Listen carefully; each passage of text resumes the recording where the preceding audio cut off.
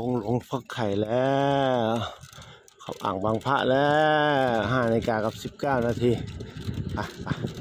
เส้นทางสร้างสุขของเราเช้านี้โอ้ห่างปั่นไปนานห่างตี 5ไปนานตื่นหยักตอนนี้ทำได้แล้วแต่ว่าออกมาก็เพื่อนๆปั่นไปกันหมดแล้ว2 คนปู่กับย่าไปด้วยกันดูแลสุขภาพไปด้วยกันจะได้ไม่เป็นภาระลูกหลานออกกำลังกายกันเด้อเช้านี้อากาศดีโอ้ลมหนาวพัดค่อนข้างแรงอุณหภูมิเย็นสบาย